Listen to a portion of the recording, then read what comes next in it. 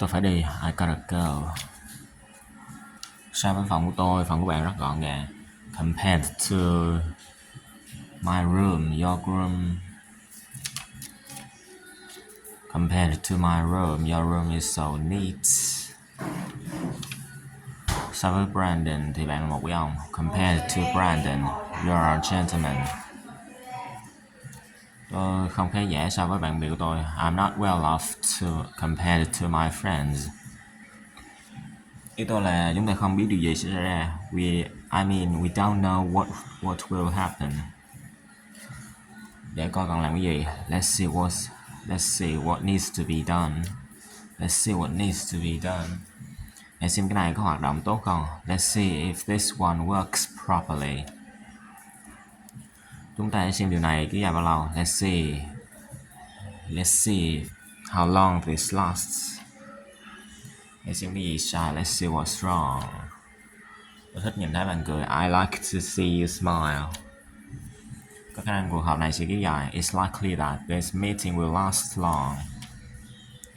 Có khả năng cô ấy đã làm mũi. It's likely that she had a nose job. Có khả năng anh ấy sẽ lại trễ. It's likely that he would be late again. Có khả năng trời sẽ mưa cả đêm. It's likely that it will rain all night. Có khả năng anh ta đã quên. It's likely that he forgot. Tôi chắc chắn rằng anh ta sẽ được giải cứu. I'm sure that Tôi chắc chắn rằng chúng ta sẽ được giải cứu. I'm sure that we will be rescued. Tôi chắc chắn rằng anh ấy sẽ thích món quà của bạn. I'm sure that he will like your present. Tôi nghĩ rằng chúng ta nên bắt đầu tiết kiệm. I think that we should start saving up. Tôi nghĩ rằng chúng ta cần nói chuyện. I think that we need to talk. Tôi nghĩ hai bạn tranh luận quá thường xuyên. I think you two argue too often. Tôi nghĩ bạn mua quá nhiều đồ trang điểm. I think you buy too much makeup. Tôi hoàn toàn phản đối nó. I'm totally against it. Chuyến đi đến Ý của bạn ra sao rồi? How was your trip to Italy?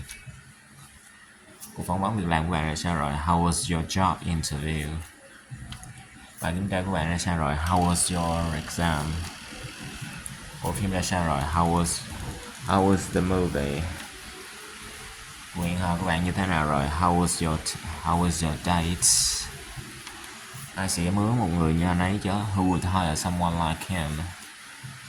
Anh nói tôi kiến chọn. Who says I'm picky? Ai nói điều đó là không thể. Who says it's impossible? Ai nói tôi nói láo. Who says I lied? Ai nói tôi không thể làm điều đó. Who says I can't do it? Ai đã trang điểm cho bạn? Who did your makeup? Ai đã làm tóc của bạn? Who did your hair? Luôn có ngày mai. There's always tomorrow. Luôn có một lối thoát, luôn có cách giải quyết. There's always a way out. Luôn có lần sau. There's always next time. Luôn có hy vọng. There's always hope. Hãy chính xác là nơi tôi sẽ đến. That's exactly where I'm going. Đó là chỗ bạn sai. That's where you're wrong. Đó là nơi lần đầu tiên tôi gặp cô ấy. That's where I first met her. Đó là nơi cuối cùng tôi nhìn thấy túi của mình. That's where I last saw my bag. Đó là khi trò chơi kết thúc. That's when the game was over. Đó là khi tôi nhận ra có gì đó không ổn. That's when I realized that something was wrong. Đó là khi tôi bắt đầu kinh doanh riêng. That's when I started my own business. Đó là khi tôi đã nhớ ra. That's when I remembered. Đó là bởi vì tôi vừa thức dậy. That's because I just woke up. Đó là bởi vì bạn không lắng nghe tôi. That's because you don't listen to me. Đó là bởi vì tôi không cảm thấy thích nó. That's because I don't feel like it. Tôi nghe nói bạn đến từ Pháp. I heard that you're from France. Tôi nghe nói bạn đã làm tốt tại tòa án. I heard that you did well in court. Tôi nghe nói bạn sẽ phẫu thuật vào ngày mai. I heard that you are having surgery tomorrow. Tôi nghe nói rằng bạn đã rất mong đợi. I heard that you are expecting. Bạn đã có rất nhiều cơ hội. You've got a lot of opportunities. Lớp xe của bạn bị xẹp. You've got a flat tire. Bạn có đầu óc đó. You've got brain. Bạn không có lựa chọn nào khác. You've got no choice. Bạn thật ngọt ngào. You're so sweet. Tốt hết là bạn nên đổ rác này khi nó quá đầy. You had better dump this trash before it gets too full. Tốt hết là bạn nên hạ thấp tiêu chuẩn của mình. You had better lower your standards. Tốt hết là bạn nên ở lại cho đến khi nó kết thúc. You had better stay until it's finished. Bạn nghe có vẻ lo lắng. You sound worried. Bạn nghe có vẻ buồn ngủ. You sound sleepy. Bạn nghe có vẻ hạnh phúc. You sound happy.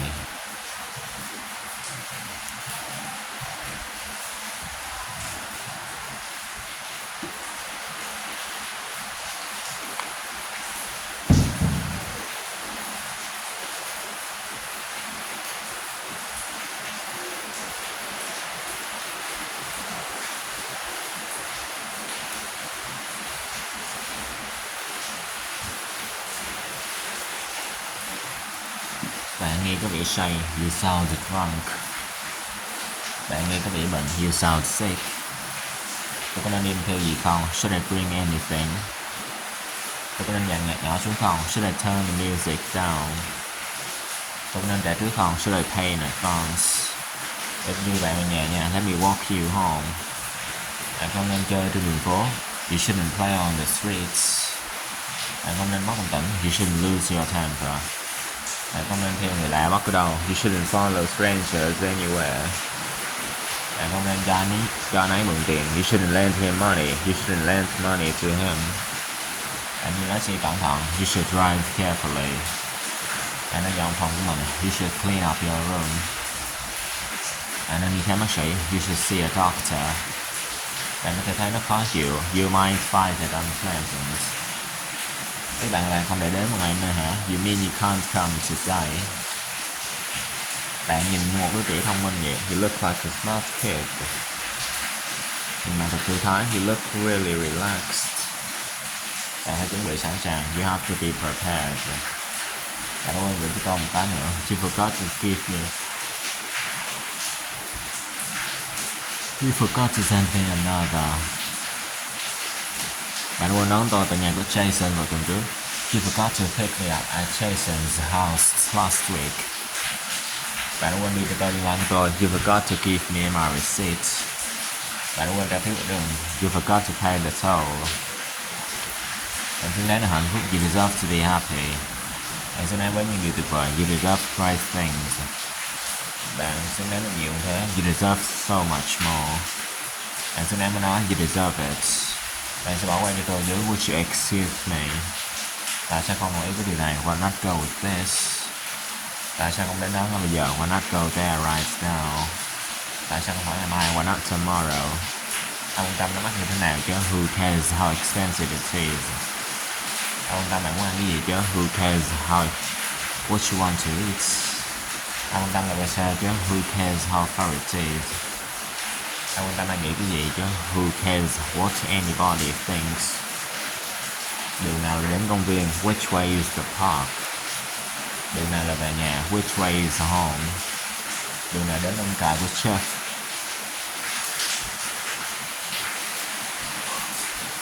Đường nào đến ông cài của chef? Which way to chef's ranch?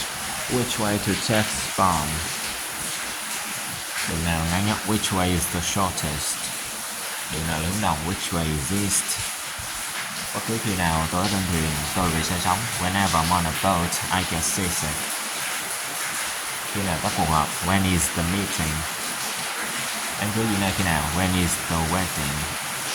Khi nào là sinh nhật bạn? When is your birthday? Khi nào là hạn chót? When is the deadline? Dù cho cái gì xảy ra đi chăng nữa thì cũng hãy bám sát tôi. Whatever happens, stay close to me. Dù cho nãy có nói gì nữa, chỉ cần bỏ nó được, bỏ qua nó là được. Whatever he says, just ignore it. Bạn có nói gì nữa thì câu trả lời cũng là không. Whatever you say, the answer is no. Bất cứ điều gì bạn muốn, chỉ cần cho tôi biết là được. Whatever you want, just tell me. Cái bạn là gì? What do you mean? What's your point? Mấu chốt của điều này là gì? What's the point of this?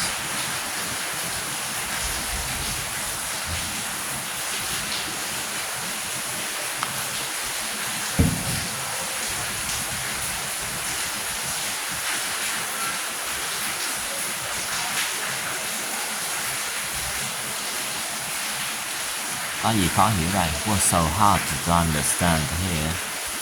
Có gì đặc biệt ở này? Was so special about him. Có gì hay về nó? Was so good about it. Nếu ngày mai tôi vẫn bị bệnh thì sao? What if I'm still sick tomorrow? Nếu tôi dậy trễ thì sao? What if I get up late? Nếu họ biết anh đã làm điều đó thì sao? What if they know who did it? Nếu chúng ta trễ thì sao? What if we are late? Còn việc thuê một thư ký mới thì sao? What about hiring a new secretary?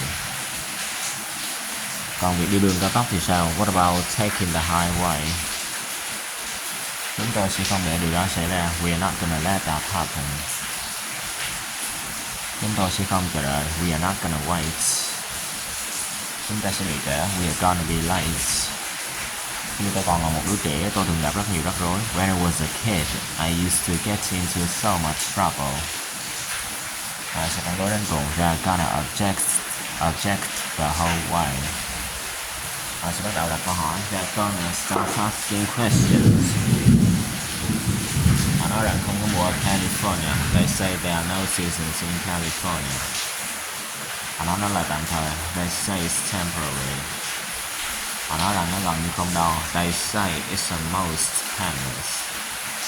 Chỉ có hai điều trong danh sách của tôi thôi. There are only two things on my list. Chỉ còn lại một vài phần thôi. There are only few parts left.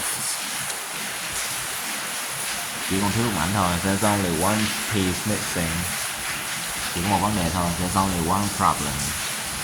Không có gì phải lo lắng. There's nothing to worry about. Không có gì phải sợ. There's nothing to be afraid of. Không còn là gì để làm. There's nothing left to do. Thưa quý vị sau đó, there's nothing wrong with me. Sẽ có người ở đó để giúp đỡ. There's gonna be someone there to help. Thế là đi công phần thưởng của tôi rồi. There goes my reward. Thế là đi công buổi tối của tôi rồi. There goes my dinner. Thế là đi công có hạt của chúng ta rồi. There goes our plan.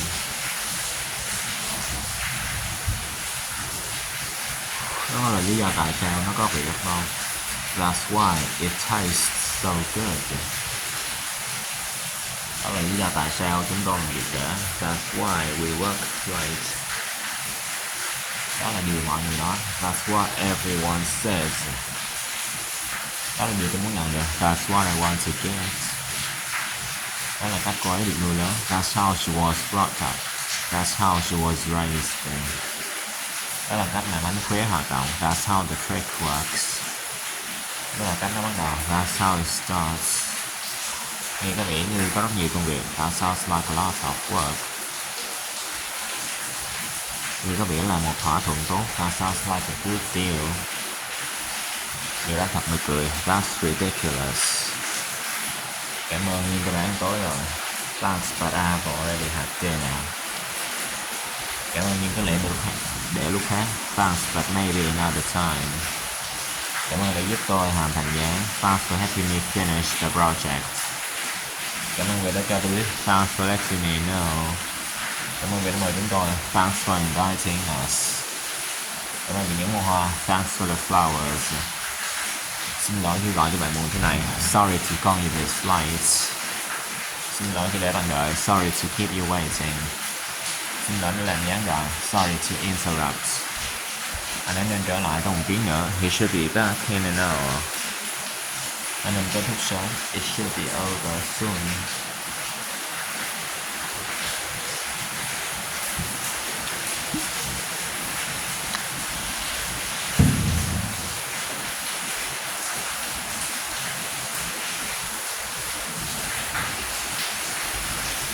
Anh nên kết thúc sớm. It should be over soon.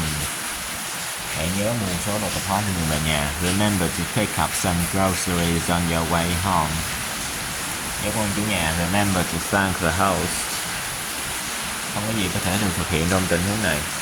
Nothing can be done in this situation. Không có gì có thể đi sai hướng được. Nothing can go wrong. Không có gì có thể ngăn cản cậu bé này. Nothing can stop this boy. Không có gì có thể chia rẽ chúng ta. Nothing can separate us. Bạn lại cho tôi không có gì ngoài nỗi buồn. You give me nothing but grief. Cái chẳng có gì ngoài một khuôn mặt xinh đẹp. It's nothing but a pretty face. Cô ấy không có gì ngoài rắc rối. She's nothing but trouble. Không ai có thể tránh được có khả năng nấu ăn của cô ấy. Nobody can match her cooking. No one can match her cooking. Không ai có thể chơi trống như Billy. Nobody can play the drums like Billy. No one can play the drums like Billy. Không ai có thể khắc phục điều này. Nobody can fix this. No one can fix this. Không ai cười với những trò đùa của anh ta. Nobody laughs at his jokes. No one laughs at his jokes. Sẽ không ai để ý đâu.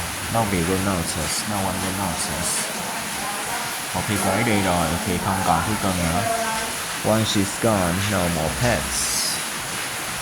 Không cần hỏi nào nữa. No more questions. There is no questions.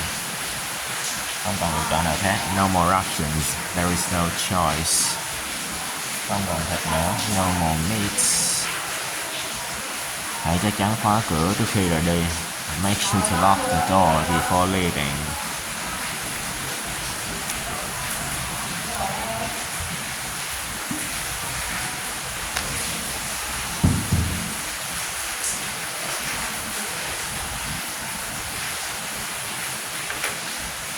Hãy chắc chắn rằng nước không quá nóng.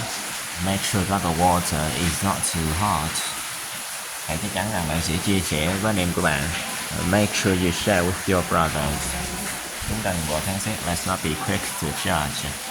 Chúng ta đừng vượt ranh giới. Let's not cross the line. Chúng ta đừng cá cảm với nhau. Let's not hold the grudges against each other. Giả sử rằng Larry không trở lại. Let's say that Larry doesn't return. Giả sử bạn không biết điều này. Let's say you didn't know about this. Giả sử rằng bạn đúng. Let's say that you're right. Giả sử rằng let's say that. Chỉ ăn trưa thôi. Let's go for lunch. Để tôi xem lại cái sẵn sàng trưa. Let me see if it's ready. Để tôi cho bạn thấy có làm điều đó. Let me show you how to do it. Để tôi xem nó đã kết thúc chưa. Let me see if it's finished. Nó đáng để chỉ nấu trò. It's worth fighting for. Họ đáng nó bỏ thời gian. It's worth taking the time. Họ đáng nó xem một lần. It's worth seeing once. Họ đáng nó hỏi. It's worth asking. Đến lúc xem trước sản phẩm mới. It's time for a preview of the new product. Hoặc giống là khi chứng kiến sự kiện lịch sử này. It's overwhelming to witness this historical event. Đó là món tráng miệng thích của tôi. It's my favorite dessert. Có vẻ như không ai nhìn thấy chúng ta. It's like no one sees us. Nó sẽ không lại bí mật mãi đâu. It's not gonna stay a secret. Nó sẽ làm tôi mập lên. It's gonna make me fat. Sẽ ổn thôi. It's gonna be okay. Nó còn $10 mỗi cái. It's almost $10 each. Còn bây giờ đi ngủ rồi. It's almost bedtime. Sắp đến tháng 11 rồi. It's almost November. Nó sẽ không tệ đến thế đâu. It won't be that bad. Nó sẽ không bao giờ xảy ra. It will never happen. Nó sẽ làm bạn khó chịu. It will make you uncomfortable. Nó sẽ được hoàn thành đúng giờ. It will be done in time. Nó có vị dở tệ. It tastes bad. Nó có vị như kem vậy. It tastes like ice cream. Nó có vị rất ngon. It tastes really good. Có vẻ như tôi sẽ chiến thắng. It looks like I'm going to win. Nó trông có vẻ hơi nguy hiểm. It looks a little dangerous. Nó trông hoàn toàn tự nhiên. It looks completely natural. Ta không thích nhóm nhạc Beatles không? Is there anyone who dislikes the Beatles? Có ai có thể dịch cái này không? Is there anyone who can translate this? Có ai sống trong căn hộ này không? Is there anyone living in this apartment? Có ai còn đồng ý không? Is there anyone who disagrees? Đó là điều đồng ý phải không? It's what you think. Đó là điều muốn không? It's what you want. Có là bác sĩ không? Is anyone a doctor? Có ai đói bụng không? Is anyone hungry? Có ai có thời gian không? Is anyone available? Trong trường hợp tôi quên gọi cho khách hàng của tôi thì nhắc tôi. In case I forget to call my client, remind me. Trong trường hợp họ hỏi cái đó có hoạt động được không? Có này. In case they ask, tell them I'm not here. Nếu có một điều tôi biết đó là một kiện nói dối. If there is one thing I hate, it's a liar. Nếu có thời gian tôi muốn xem viện bảo tàng. If there is time, I would like to see the museum. Tôi đã biết anh ta từ khi còn bé. I have known him since he was a kid. Tôi đã biết Mike từ lâu. I have known Mike for a long time. Tôi đã biết cô ấy được 10 năm rồi. I have known her for 10 years. Tôi đã nghe điều này nhiều lần trước đây. I have heard this many times before. Tôi nghe nói cô ấy rất đẹp. I have heard that she is very nice. Tôi đã nghe nói có một trận động đất đêm qua. I have heard that there was an earthquake last night. Tôi đã câu cá trên thuyền. I have been fishing on a boat. Tôi đã chìm học tiếng Anh. I mean to study in English. Tôi đang gặp rắc rối. I'm in trouble. Tôi mắc cỡ khé trước công chúng. I'm embarrassed to sing in public.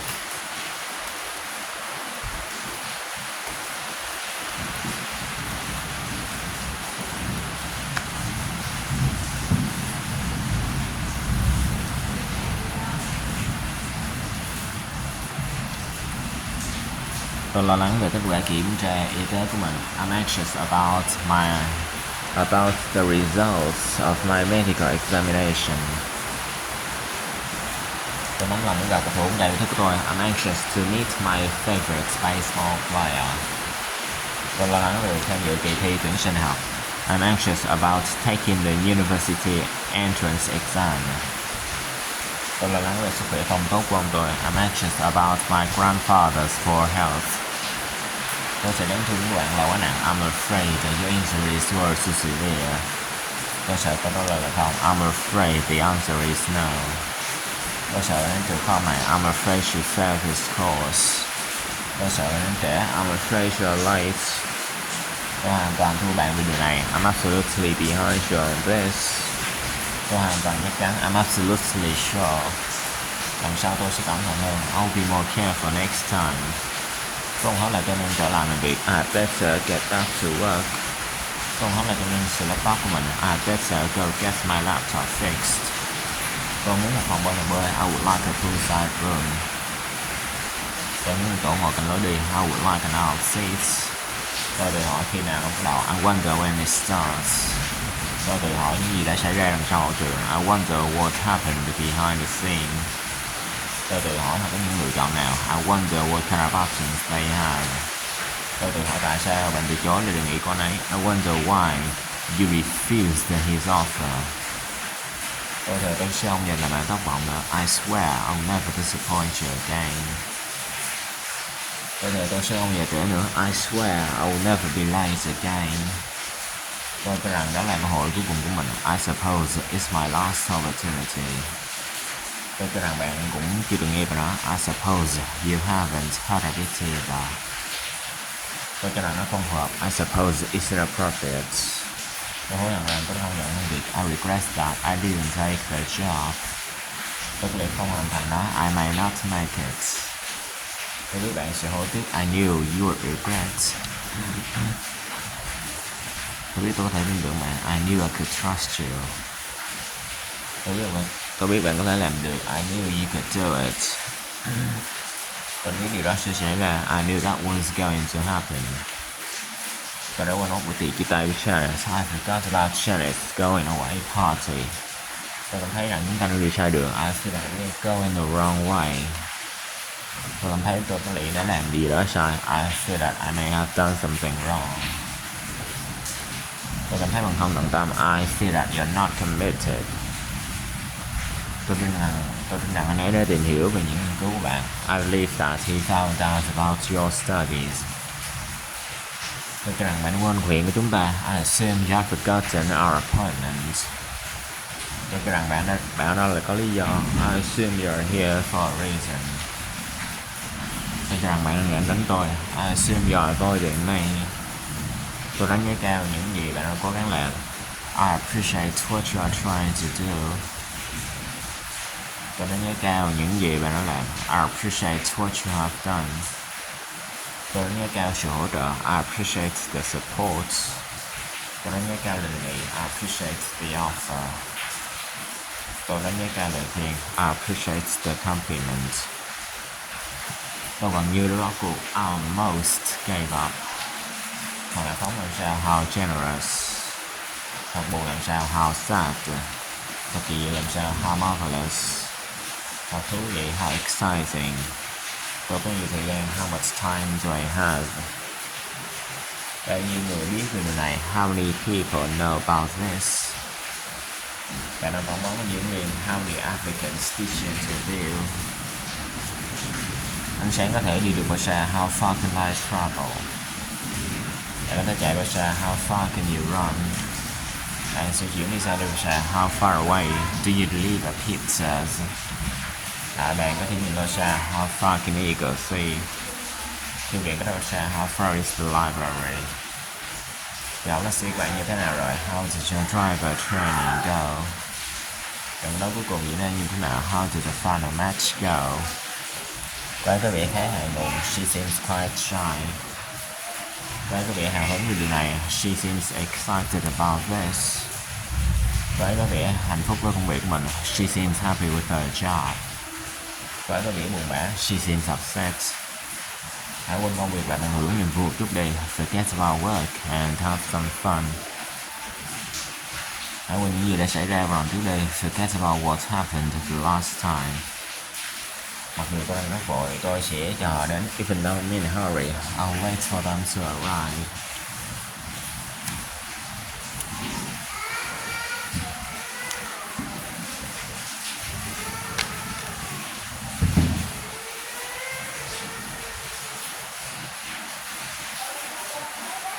Mặc dù ở trong đây đang 40 độ, tôi vẫn thấy lạnh. Even though it's 40 degrees in here, I'm still cold.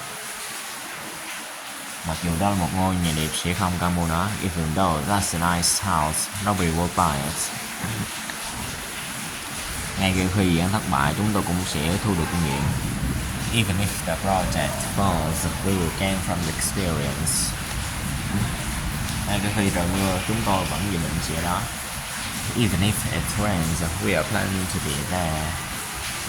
Ngay cả khi mà nói không, tôi vẫn sẽ làm. Even if you say no, I'll still do it. Đừng nên lo lắng, don't get nervous. Đừng nên nản lòng, don't get frustrated. Đừng nên tức giận, don't get angry. Đừng nên buồn, don't get upset. Đừng quá nhỏ mọn, don't be so petty. Đừng sẽ thất bại, don't be afraid to fail. Đừng như một đứa trẻ nữa, don't be such a child. Đừng thích trẻ nữa, don't be mean. Đó các bạn phải được hoàn thành trong ngày hôm nay không? Does it need to be finished today? Nghe có ổn không? Does it sound okay? Có thấy chặt quá không? Does it feel too tight? Nghe hợp lý không? Does it make sense? Có giúp giảm đau không? Does it help with the pain? Có ai đem theo một bộ dụng cụ sơ cứu không? Did anyone pack a first aid kit? Có ai tình nguyện không? Did anyone volunteer? Có ai thấy những gì vừa xảy ra không? Did anyone see what just happened? Có ai gọi cho tôi không? Did anyone call me? Có ai biết người nào chịu trách nhiệm không? Does anyone know who's in charge? Có ai cần sử dụng điện thoại không? Does anyone know who's in? Does anyone need to use the phone? Có ai có thể nói tiếng Anh không? Can anyone speak English? Tại sao bạn lại trở nên thiếu kiên nhẫn như vậy? Why are you getting so impatient? Tôi đang trở nên thấy ốm và mệt mỏi với trò chơi này. I'm getting sick and tired of this game. Nãy giờ tôi lo lắng. He's getting nervous. Tôi không có bằng chứng thực tế. I don't have any actual evidence. Có những người khác có liên quan ở đây. There are other people involved here. Có người chờ đợi. There are people waiting. Không có lựa chọn nào khác ngoài việc thay đổi. There is no choice but to change. Có nào tôi có thể làm bụi bạn không? Is there any way I can make it up to you? Có cách nào để biết nó thật hay không? Is there a way to tell if it's real? Có trạm xe buýt nào ở đây không? Is there a bus stop around here? Có ngân hàng nào ở đây không? Is there a bank nearby? Vẫn còn hy vọng. There's still hope. Tôi còn một số biên tập viên có kỹ năng. I need some skillful editors. Tôi cần nghỉ ngơi một chút. I need a break. Tôi đang nhặt đồ. I'm doing the laundry. Tôi đang rửa chén. I'm doing the dishes. Tôi sẽ không nhận công việc. I won't take the job. Tôi suy nghĩ ngồi dậy một chút thôi. I'll just sit up for a bit. Tôi sẽ trông chừng cô ấy. I'll look out for her. Tôi muốn ngậm nước. I want a sip of water. Bạn có thể bước ra khỏi hàng không? Could you step out of the line, please? Tôi không thể đi đó trong ngày sau đó à? Can't I hand it in a day later? Tôi có thể ở lại với bạn trong một vài tuần nữa không? Can I stay with you for a few more weeks? Tôi có thể nói chuyện với bạn chút không? Can I talk to you for a second? Tôi không thể dập lửa. I couldn't put out a fire. Đã kết thúc chưa? Is it over already? Đã đầy lửa chưa? Is it half past 3 yet? Tôi trông như thế nào? How do I look? Để tôi chuẩn bị. Let me get ready. Đừng bỏ cuộc. Don't give up hanging there. Tôi không mê bóng đá. I'm not into soccer.